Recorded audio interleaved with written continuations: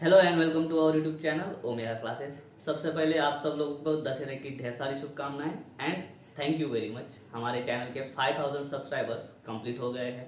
जिन लोगों ने चैनल को सब्सक्राइब किया है उनका बहुत बहुत धन्यवाद, और जिन्होंने नहीं किया है प्लीज़ सब्सक्राइब कर देना। ठीक ठाक ही तो पढ़ाता हूँ यार, ठीक है, इतना बुरा भी नहीं पढ़ाता हूँ, है ना। ठीक है, तो चलिए इसी के साथ हम स्टार्ट करते हैं आज क्लास 11 का नया चैप्टर जिसका नाम है मैकेनिकल प्रॉपर्टीज ऑफ सॉलिड्स। ठीक है, इसका हम सिर्फ इंट्रोडक्शन देखेंगे। क्लास 11 का सबसे सिंपल चैप्टर है जो है वो यही है, मैकेनिकल प्रॉपर्टीज ऑफ फ्लूइड्स। ये चैप्टर दो इसमें बटा हुआ है। पहला है आपका पूरा एक प्रॉपर्टी है जो है इलास्टिसिटी। ठीक है, इलास्टिसिटी में आपका 70% पोर्शन है। ठीक है, इस चैप्टर का 70% पोर्शन इलास्टिसिटी ये वाला टॉपिक कर लेता है, और बाकी जो 30% है उसमें आएगा फ्रिक्शन। ठीक है, फ्रिक्शन या फ्रिक्शनल फोर्स हम जिसको बोलते हैं वो हम पढ़ेंगे। ठीक है, तो इलास्टिसिटी पढ़ने से पहले हमको 2-3 डेफिनेशन पढ़नी है। ठीक है, एक्चुअली एक ही है। ठीक है, तो आज का जो वीडियो होगा वो सिर्फ इंट्रोडक्टरी होगा। इस चैप्टर में आपको क्या क्या पढ़ना है, ठीक है, और उसका इंट्रोडक्टरी पार्ट। तो दो चीजें पढ़नी है, एक तो इलास्टिसिटी प्रॉपर्टी पढ़नी है, दूसरा फ्रिक्शन पढ़ना है। इसमें दो चीजें जो है वो आपको मेनली पढ़नी है। पहला है कंसेप्ट स्ट्रेस और दूसरा है स्ट्रेन। बहुत ही ज्यादा सिंपल कंसेप्ट है, बहुत ही ज्यादा सिंपल। ठीक है, इसके बाद में आपको पढ़ना है हुक्स लॉ। आपको पढ़ना है हुक्स लॉ। हुक्स लॉ के बाद में आपको पढ़ना है एक वायर का बिहेवियर। ठीक है, अभी इसमें कौन सा सिलेबस को है और कौन सा सिलेबस को नहीं है ये चीजें अभी मायने नहीं रखती है। ठीक है, कोरोना आया कोरोना चला गया, आता रहेगा। ठीक है, सारा का सारा पढ़ना है 100%। ठीक है, उसके बाद में आपको पढ़ना है पॉइजन्स रेशियो। इसके बाद में आपको पढ़ना है इलास्टिक एनर्जी। ठीक है, ये सारी चीजें पढ़ोगे आपका इलास्टिसिटी वाला कंसेप्ट क्लियर हो जाएगा। और फ्रिक्शन में भी आपको पढ़ना है पहले डेफिनेशन। डेफिनेशन के बाद में फ्रिक्शन के 3 टाइप्स है, तीनों टाइप्स पढ़ लो, खत्म। लॉ भी है, 3 टाइप में लॉ भी है, static friction, dynamic friction, rolling friction, है ना। वो तीनों टाइप पढ़ लो, तीनों के अंदर 3-3 लॉ है, वो पढ़ लेंगे, चैप्टर खत्म हो जाएगा। बहुत ही ज्यादा सिंपल है। ठीक है, तो चलिए लेक्चर को स्टार्ट करते हैं। पहला डेफिनेशन पढ़ते हैं हम, डिफॉर्मेशन। सबसे पहली डेफिनेशन है डिफॉर्मेशन। ठीक है, डिफॉर्मेशन क्या होता है तो सबसे पहले समझ लो फॉर्म। फॉर्म क्या होता है? किसी भी बॉडी का फॉर्म मतलब क्या, उस बॉडी की दो प्रॉपर्टी, एक है साइज और दूसरा है shape. Size and shape. Size मतलब कितना बड़ा है कितना छोटा है, शेप मतलब उसका आकार, है ना, उसका शेप मालूम है आपको। ठीक है, क्यूब शेप हो गया, बाद में स्फेरिकल शेप हो गया, वो शेप है। और साइज मतलब बड़ा या छोटा। ठीक है, तो किसी भी बॉडी की दो चीजें अगर अपन एक्सप्लेन कर देते हैं तो उस बॉडी का क्या एक्सप्लेन करते हैं हम, फॉर्म एक्सप्लेन करते हैं।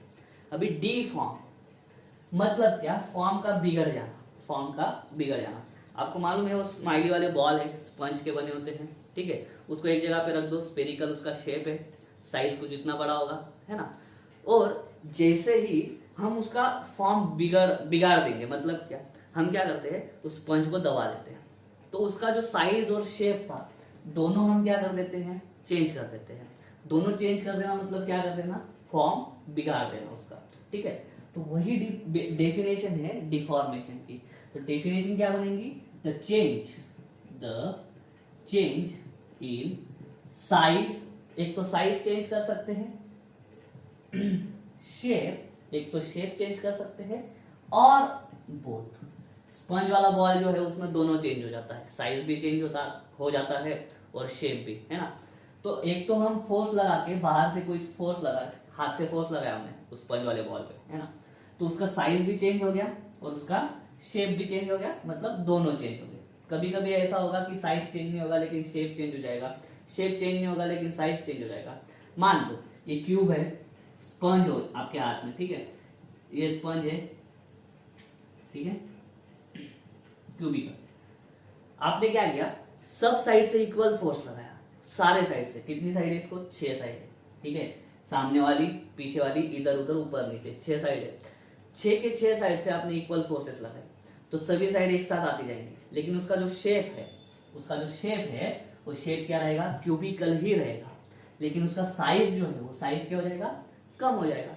तो उस केस में क्या होता है, shape as it is, shape नहीं चेंज हो रहा, साइज चेंज हो रहा, ऐसा हो सकता है। ठीक है, तो फोर्स लगाना पड़ेगा हमको, क्या लगाना पड़ेगा, फोर्स, अगर हमको किसी भी बॉडी का फॉर्म बिगाड़ना है। ठीक है, फॉर्म बिगाड़ना मतलब साइज शेप बिगाड़ देना। ठीक है, तो उसी को बोलते हैं deformation, the change in size shape और बोथ ऑफ बॉडी।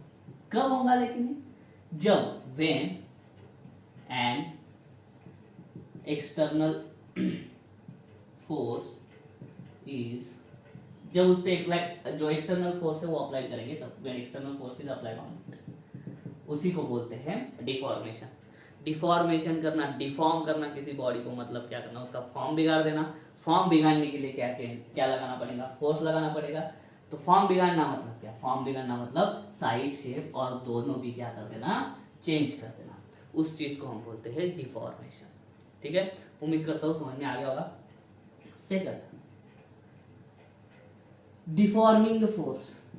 अभी ये तो समझ में आ जाना चाहिए, ऐसा फोर्स जो कारण बनता है, ऐसा फोर्स जो कारण बनता है किसका, डिफॉर्मेशन का, ऐसा फोर्स जो बॉडी में डिफॉर्मेशन प्रोड्यूस कर देता है। ठीक है, उस फोर्स को, अभी स्पंज है, स्पंज को मैंने इसे ऊपर से दबाया तो स्पंज का साइज शेप चेंज हो गया, तो ये जो ऊपर से दबाने वाला फोर्स है, उस फोर्स को हम क्या बोलेंगे, उस फोर्स को हम बोलेंगे डिफॉर्मेशन, डिफॉर्मिंग फोर्स, जिसकी वजह से डिफॉर्म हो रही है बॉडी, वो वाला फोर्स। ठीक है, द एक्सटर्नल फोर्स कौन सा होता है, वो external force applied on body, external force है, बॉडी पे अप्लाई किया, उससे क्या होगा, the external force applied on body विच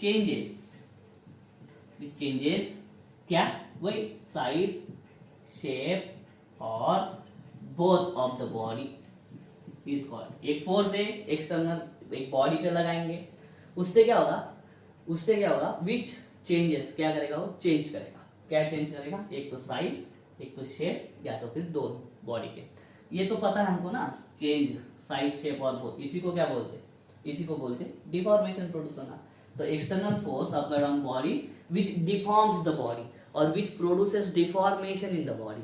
आप आपके हिसाब से लिख सकते हो। ठीक है, विच के आगे आप क्या कर सकते हो, विच डिफॉर्म्स द बॉडी। ठीक है, ऐसा भी लिख सकते हो। Next, which produces deformation of in the body, deformation in the body. ठीक है, तो आपके हिसाब से है, ये पहली वाली लिखो, विच के बाद ऐसा लिखो, या विच के बाद ऐसा लिख दो, कोई डिफिकल्टी नहीं आएगी, तीनों में आपको इक्वल मार्क्स मिलना है। तो डिफॉर्मेशन समझ में आ गया होगा कि change in change in size shape और बोथ, किसकी, बॉडी की, कब, जब एक्सटर्नल फोर्स लगाएंगे तब, वो हो गया हमारा डिफॉर्मेशन। डिफॉर्मिंग फोर्स मतलब ऐसा फोर्स जो डिफॉर्मेशन का कारण बनता है, जिसकी वजह से डिफॉर्मेशन प्रोड्यूस होता है, वो वाला फोर्स। ठीक है, चलिए, उम्मीद करता हूँ डिफॉर्मेशन एंड डिफॉर्मिंग फोर्स समझ में आ गया होगा। अभी हम देखते हैं इलास्टिसिटी और इलास्टिक बॉडीज, और दूसरी प्रॉपर्टी है प्लास्टिसिटी एंड प्लास्टिक बॉडी। उतना पढ़ के आज का लेक्चर एंड कर देंगे। ठीक है, तो दोस्तों अभी पढ़ते हैं दो डेफिनेशंस, है ना, मेन होगा इलास्टिसिटी, दूसरा होगा प्लास्टिसिटी। ठीक है, एक है इलास्टिसिटी और दूसरा होगा प्लास्टिसिटी। अभी समझ में आ गया होगा, डिफरेंस टाइप पढ़ेंगे। इलास्टिसिटी और प्लास्टिसिटी दोनों जो है एक दूसरे के अपोजिट है। ठीक है, चलो, इलास्टिसिटी क्या है, एक बॉडी की प्रॉपर्टी है। क्या है, प्रॉपर्टी है, सॉलिडिटी, कि जिसकी वजह से क्या होगा, उसके अंदर इलास्टिसिटी होगी तो बॉडी के अंदर क्या करेगा, मान लो स्पंज है, वही स्माइली वाला बॉल, उसको दबा दिया, तो जब तक डिफॉर्मिंग फोर्स है, जब तक हमारे हाथ में उसको दबा के रखा है, तब तक उसका डिफॉर्मेशन रहेगा, उसका साइज शेप चेंज हो जाएगा।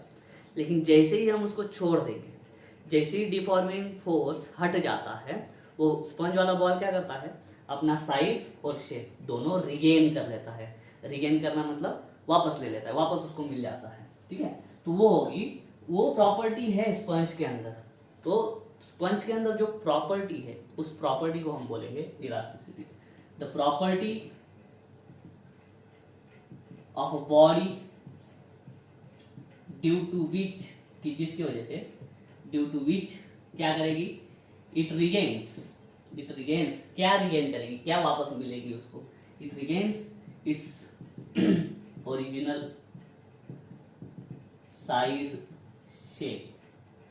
और इन दोनों को हम कलेक्टिवली डायमेंशंस भी बोलते हैं। ये वाला डायमेंशन अलग है, फर्स्ट चैप्टर वाला डायमेंशन अलग है, ठीक है। डायमेंशंस, ठीक है, कितना बाय कितने का है बॉडी, है ना, कितना ऊपर है कितना नीचे है, क्या है उसकी साइज, क्या है उसका शेप, क्या है, उसको कलेक्टिवली हम क्या बोल सकते हैं, डायमेंशंस बोल सकते हैं, ठीक है। The property of a body due to which, ऐसी प्रॉपर्टी की जिसकी वजह से क्या होगा, इट रिगेन्स, वो वापस ले लेती है क्या, its original size and shape, उसका जो ओरिजिनल पहले साइज शेप था, स्पंज के बॉल को दबाने से पहले उसका क्या था, स्पेरिकल शेप था, साइज क्या था, कुछ तो होगा उसका, रेडियस वगैरह, ठीक है, वो वापस ले लेता है, ओरिजिनल डायमेंशंस वो वापस ले लेता है। कब, लेकिन after removing the deforming force, after removing the deforming force, जब उस पे लगाया हुआ, बॉडी पे लगाया हुआ डिफॉर्मिंग फोर्स हट जाता है, तब वो बॉडी क्या कर लेती है, अपना अपना original size shape collectively sorry वापस उनको साइज शेप को कलेक्टिवली अपन क्या बोलते हैं, डायमेंशन, उसका जो ओरिजिनल डायमेंशन है उस बॉडी का वो वापस ले लेती है, ठीक है, ओरिजिनल स्टेट पे वापस चल जाती है। लेकिन सभी बॉडी में ऐसा नहीं होता है, ठीक है। फॉर एग्जाम्पल आप क्या बोल सकते हैं, स्पंज लेग, इसमें लिखेंगे, दूसरी डेफिनेशन है इलास्टिक बॉडीज। अभी इसमें क्या बोलेंगे, ऐसी बॉडीज जिसके अंदर इलास्टिसिटी की प्रॉपर्टी होती है, बस खत्म। The body which possess elastic body की definition, the body which possess the property of elasticity, खत्म। ऐसी बॉडी जिसके अंदर इलास्टिसिटी की प्रॉपर्टी होती है उस बॉडी को क्या बोलते हैं, इलास्टिक बॉडी बोलते हैं। which possess की जगह पे आप दूसरा वर्ड भी यूज कर सकते हैं, has। पजेस अगर नहीं समझ में आया या नहीं याद आया तो आप हैज भी लिख सकते हो, अपने अपने वर्ड में लिखो, ठीक है, बुक में जैसा दिया है वैसे ही जरूरी नहीं। एग्जाम्पल क्या लिखेंगे इसका, स्पंज लिखेंगे, ठीक है, क्वार्ट्ज का क्रिस्टल लिखेंगे, जो ऑप्टिकल फाइबर बनता है ना वो क्वार्ट्ज क्रिस्टल से बनता है, अपन बोलते हैं ना जियो फाइबर, वो जो ऑप्टिकल फाइबर बिछता है, ठीक है, आगे है आपको लाइट वाले चैप्टर में ऑप्टिक में तब पढ़ेंगे इसको। तो एक बात समझ के चलो कि कोई भी बॉडी जो बनी है आज तक इस पूरी दुनिया में, कोई भी बॉडी परफेक्टली इलास्टिक नहीं है। परफेक्टली इलास्टिक नहीं है मतलब क्या, हमको दिखता है जो स्पंज का बॉल है उसको दबा दिया वापस आ गया ऐसा दिखता है, लेकिन कोई भी बॉडी एग्जैक्ट उसका पहले वाला जो होता है स्टेट, एग्जैक्ट स्टेट नहीं मिल सकता। कुछ ना कुछ माइक्रोमीटर, नैनोमीटर, पिकोमीटर, कुछ ना कुछ साइज में चेंज आ सकता है। शेप में भी कहीं से भी थोड़ा सा ज्यादा दब जाएगा, कहीं से कम दब जाएगा, वापस रिगेन नहीं कर पाएगा। मतलब क्या है, आज तक इस दुनिया में कोई भी परफेक्टली इलास्टिक बॉडी आज तक इस दुनिया में बनी नहीं है, ठीक है, शायद आगे बने भी ना, ठीक है। तो इस तरह से दो डेफिनेशन हमने देखी, एक देखी इलास्टिसिटी और दूसरी देखी इलास्टिक बॉडी। इलास्टिक बॉडी को जाने देते हैं, इसको रिवाइज कर लेते हैं क्या, कि ऐसी प्रॉपर्टी जो किसके अंदर होती है, बॉडी के अंदर, उस प्रॉपर्टी की वजह से क्या होता है, विच रिगेन्स, रिगेन मतलब वो बॉडी वापस ले लेती है, क्या वापस ले लेती है, इट्स ओरिजिनल साइज शेप, उसका ओरिजिनल साइज जो था, उसका ओरिजिनल शेप जो था वो बॉडी वापस ले लेती है, और उसको साइज और शेप को कलेक्टिवली अपन बोलते हैं डायमेंशंस। कब लेकिन पॉसिबल है, जब हम उस पर लगाया हुआ डिफॉर्मिंग फोर्स हटा देंगे तब, ठीक है। इसको थोड़ा और पढ़ते हैं, ऐसा क्यों होता होगा। चलो बॉडी दबने का कारण तो अपने को समझ में आता है कि हमने ऊपर से फोर्स लगाया हुआ फोर्स हटा दिया, तो बॉडी को वापस उसका डायमेंशन देने वाला कौन है, तो बॉडी के अंदर भी कुछ फोर्स प्रोड्यूस होता है, बॉडी के अंदर भी एक फोर्स प्रोड्यूस होता है, जिसके कारण जैसे ही हम डिफॉर्मिंग फोर्स हटा देते हैं तो बॉडी के अंदर का फोर्स जो है, वो बॉडी के अंदर का फोर्स क्या करता है कि उस बॉडी को हेल्प करता है कि वो बॉडी क्या करे, उसका ओरिजिनल डायमेंशंस ले ले। तो उस जो अंदर का जो फोर्स है बॉडी के अंदर का, उसको बोलते हैं इंटरनल रेस्टोरिंग फोर्स। इंटरनल मतलब अंदर का, रिस्टोरिंग, री मतलब वापस, स्टोर मतलब वापस लेना, यहाँ पे स्टोर का मतलब है लेना, ठीक है। फोर्स क्या लेंगे वापस, बॉडी क्या लेंगे वापस, उसकी ओरिजिनल शेप एंड साइज वापस ले लेगी, और उस बॉडी को उसका ओरिजिनल साइज एंड शेप वापस लेने में जो इंटरनल फोर्स हेल्प करता है वो वाला फोर्स है इंटरनल रेस्टोरिंग फोर्स। वो फोर्सेस बॉडी में प्रोड्यूस होते हैं। कब? कौन सी होनी चाहिए बॉडी? बॉडी कौन सी होनी चाहिए? इलास्टिक होनी चाहिए, तभी पॉसिबल है। ठीक है, तो ये हो गया इलास्टिसिटी के बारे में, इलास्टिसिटी का इंट्रोडक्शन। अभी जाते हैं प्लास्टिसिटी, टोटल अपोजिट। ठीक है, पहली डेफिनेशन पढ़ते हैं प्लास्टिसिटी। अभी यहाँ पे मैं इतना ज्यादा नहीं लिखूंगा। ठीक है, देखो मैं चेंज क्या करता हूँ, इट कैनॉट रिगेन, बस इसका यस हटा देता हूँ और यहाँ पे कैनॉट। मतलब बॉडी, कुछ कुछ बॉडी ऐसी होती है जिन पे अगर एक बार फोर्स लगा दिया, लाइक केक हो गया है ना, सिंपल। अगर कोई बॉडी है उस पर अपन ने कुछ फोर्स लगा दिया और उसका फॉर्म बिगड़ गया, साइज शेप सब बिगड़ गया। ठीक है, तो कुछ बॉडी ऐसी होती है कि जो अपने आप अपना ओरिजिनल साइज एंड शेप वापस नहीं ला सकती है। ठीक है, तो ऐसी बॉडी को क्या बोलते हैं हम? प्लास्टिसिटी। उस बॉडी के अंदर कौन सी प्रॉपर्टी होती है? उस बॉडी के अंदर प्रॉपर्टी होती है प्लास्टिसिटी। वर्ड में कैसे लिखेंगे? The property of a body due to which it cannot regain, क्या नहीं, ये वापस का आगे का as it is, its original shape size वो वापस नहीं ला सकती है। कब? After removal of the deforming force आप रिमूव कर दो, रखो, कुछ भी करो, लेकिन वो बॉडी उसका ओरिजिनल साइज शेप वापस नहीं ले सकती, क्योंकि उसके अंदर इलास्टिसिटी की प्रॉपर्टी ही नहीं है। ठीक है, तो जिस बॉडी के अंदर इलास्टिसिटी की प्रॉपर्टी नहीं होती है उसके अंदर कौन सी होती है? ऑटोमेटिक प्रॉपर्टी, प्लास्टिसिटी की प्रॉपर्टी हो जाती है। ठीक है, ये पहला। बहुत सारे एग्जांपल्स इसके। ठीक है, सेकंड, प्लास्टिक बॉडी। इसमें क्या? ऐसी body, the body which has the property of elasticity की जगह पे क्या लिखेंगे अपन? प्लास्टिसिटी। खत्म। The body which has the property of plasticity is called as plastic body. लेकिन जो आप डेफिनेशन अगर आपको मान लो सिर्फ इलास्टिक बॉडी या प्लास्टिक बॉडी का बोला तो थोड़ा सा आपको यूज करना पड़ेगा। ठीक है, आपका तो क्या लिखेंगे?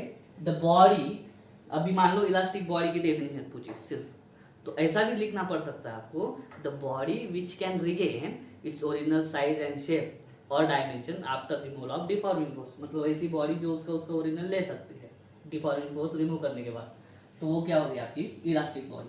वो वाली डेफिनेशन भी आप लास्ट में ऐड कर सकते हो। प्लास्टिक बॉडी में क्या लिखोगे? The body which cannot regain क्या? इट्स ओरिजिनल साइज, शेप और collectively dimensions after the removal deforming force, that is called as plastic body. ऐसा भी आप अपने मन से लिख सकते हो। ठीक है, ओके। इसके अंदर इंटरनल रेस्टोरिंग फोर्स प्रोड्यूस नहीं होते।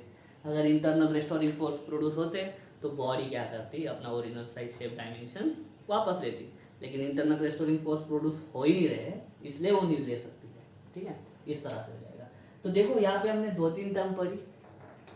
पहला एक पढ़ा अपन ने डिफॉर्मिंग फोर्स, है ना, और दूसरा पढ़ा अपन ने इंटरनल रेस्टोरिंग फोर्स। उसके बाद में हम पढ़ रहे साइज एंड शेप। ठीक है, इस सारी चीजों का आगे हमको यूज होगा। ठीक है, जो नेक्स्ट टॉपिक हम पढ़ेंगे इस चैप्टर के अंदर वो होगा स्ट्रेस एंड स्ट्रेन।